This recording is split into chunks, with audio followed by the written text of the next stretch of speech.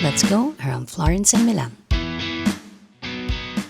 Hi guys, my name is Dee and we will go around Florence first.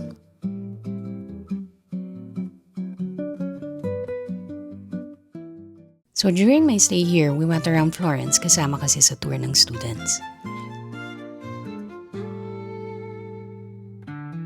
Ganda ng Florence, parang laging sunset yung vibe niya.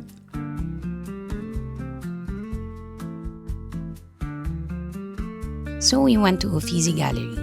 Dito makikita yung mga masterpieces nila Botticelli, Leonardo da Vinci, Michelangelo at iba pa. As usual, ceilings pa lang ganda na. Pagkalabas niyo ng museum, ito naman makikita, yung Fountain of Neptune.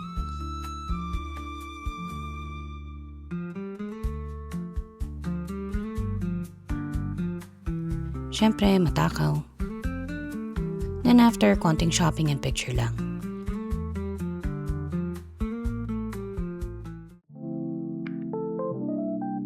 Next stop, Milan.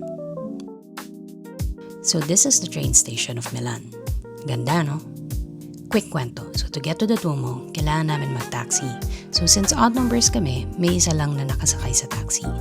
So yung driver ng cab, sa kabilang lane, sinabi na sumakay na ako since ako yung huli. Swerte ulit, he drove me around the famous landmarks na before dropping me off sa Duomo without any extra cost. Tapos bayad rin ng school yung taxi fare. So libreng tour.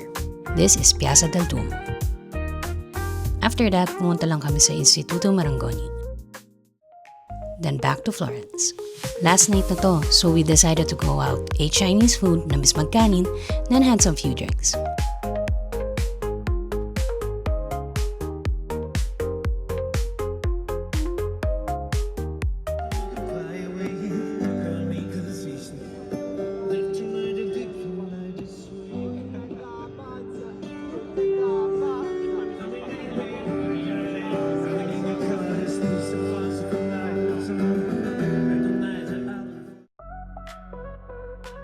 Last food trip before going home.